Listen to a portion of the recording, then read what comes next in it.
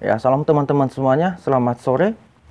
Apa kabar semuanya? Tentunya saya selalu berharap kita semuanya dalam pertolongan Tuhan kita Yesus Kristus.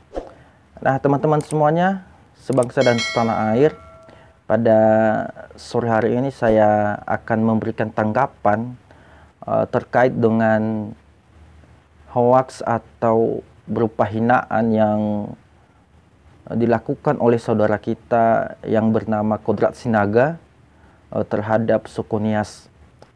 Nah, teman-teman semuanya, seperti apa videonya kita akan lihat, dan setelah itu nanti kita akan tanggapi secara bersama-sama.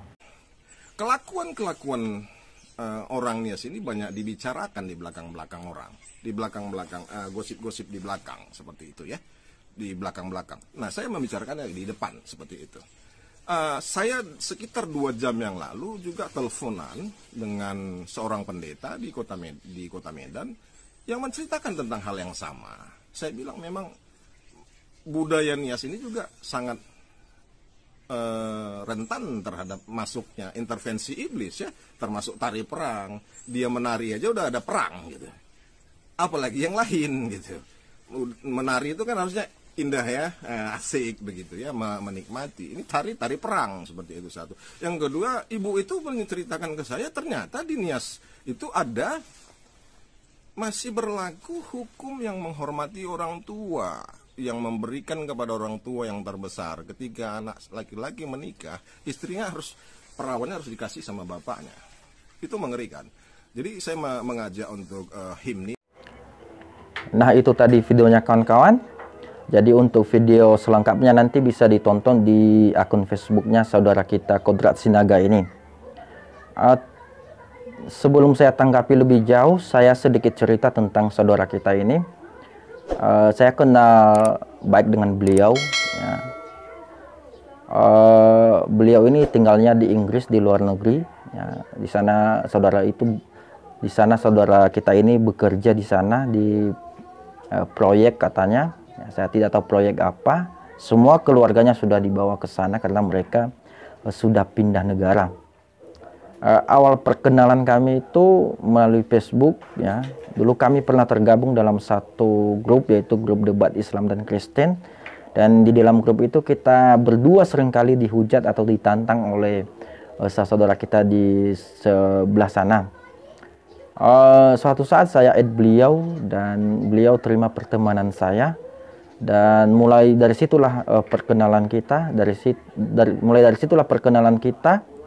Dan kita sering-seringnya tentang firman Tuhan melalui Facebook. Beberapa bulan yang lalu beliau membuat pernyataan di Facebook secara live ya. Dia mengatakan bahwa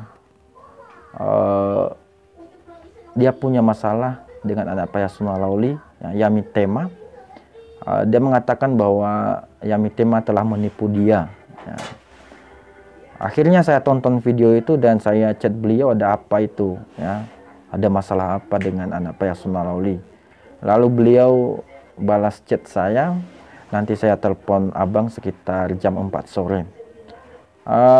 Sorenya beliau telepon saya dan dia mengatakan kepada saya bahwa saat ini dia mengalami masalah besar ya, bahwa beberapa tahun yang lalu mereka satu pekerjaan dengan anak Payasuna Lauli, dan anak Payasuna Lauli telah menipu dia ya.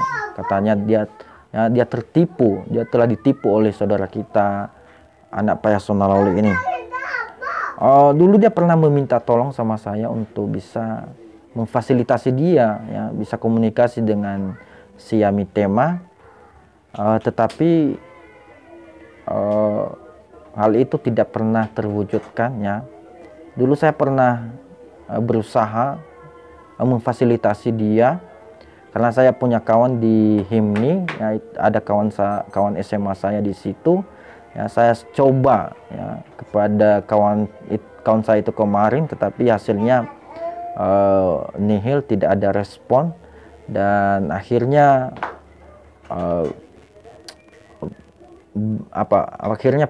permintaan beliau ini tidak pernah terkabulkan. Terlepas dari situ terkait dengan hoaks atau berupa hinaan yang telah dilakukan saudara kita ini, saya mau katakan sebagai masyarakat Nias tentunya kita sangat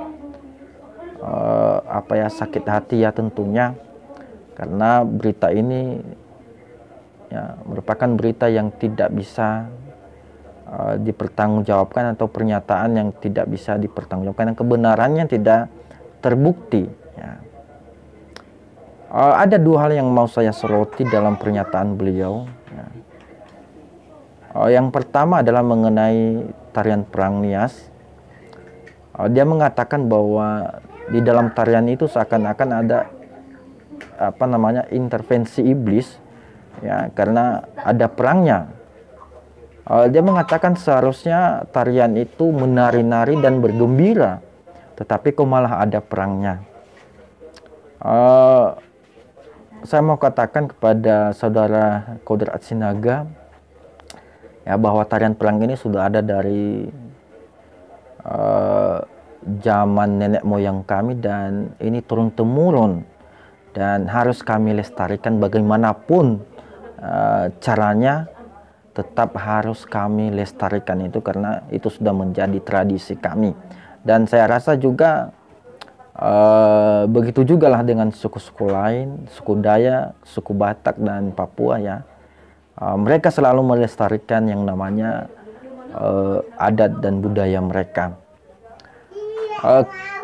Kedua, saudara kita ini mengatakan bahwa ketika laki-laki Nias menikah, maka keperawanan istri mereka akan dipersembahkan sebagai persembahan yang berharga kepada mertuanya. Beberapa tahun yang lalu isu ini pernah diangkat dan pernah didiskusikan oleh pemangku kepentingan dari masyarakat Nias ya, dan narasumbernya di situ ada dari orang kita Batak ya, dan hal itu pernah dibantah ya, bahwa hal itu tidak benar karena faktanya tidak sesuai dengan yang sebenarnya. Saya mau katakan bahwa yang dirugikan bukan cuma orang Nias ya dalam hal ini, tentunya juga saudara-saudara kita yang dari suku Batak yang telah menikah dengan orang kita Nias. Kenapa saya katakan demikian ya? Hal ini sangat merugikan mereka ya, karena mereka bisa saja dihujat ya, dijudge ya. Seakan-akan mereka pernah mengalami hal yang sama seperti yang dikatakan saudara kita ini. Walaupun tentunya ya, hal ini tidak pernah terjadi dalam kehidupan mereka. Tetapi orang beranggapan bahwa ya, seakan-akan hal itu pernah terjadi kepada anak mereka ketika anak mereka menikah dengan orang Nias.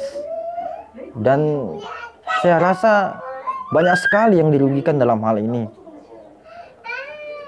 Saya mau katakan bahwa Indonesia ini unik karena Indonesia ini beragam dan kita hidup dalam keberagaman itu. Pernah saya katakan bahwa Indonesia ini terdiri dari beberapa pulau, terdiri dari beberapa suku dengan adat dan istiadatnya dan budayanya yang berbeda-beda, terdiri dari beberapa bahasa. Jadi sebabnya kita saling menghargai, saling menghormati antara yang satu dengan yang lain. Jangan jadikan perbedaan itu menjadi pemecah kita ya. Tetapi jadikanlah perbedaan itu sebagai pemersatu kita, untuk kita bisa hidup berdampingan, hidup berdamai, hidup bersaudara, dan kita bisa menerima setiap perbedaan itu. Kepada saudaraku masyarakat Nias, saya mohon untuk tenang dan jangan emosi dulu. Biarkanlah para pemangku kepentingan kita, tokoh-tokoh adat kita, terlebih-lebih kepada HIMNI dan lembaga bantuan hukum Nias untuk secepatnya mengambil sikap dalam hal ini agar berita ini tidak tersebar di mana-mana. Saya mau katakan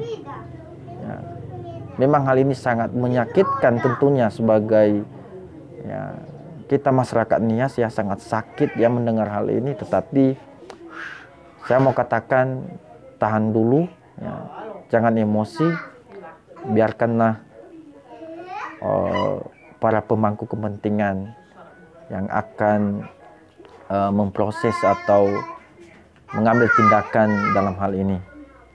Mungkin itu saja yang bisa saya sampaikan. Mohon maaf, dan biarlah Kodrat Sinaga ini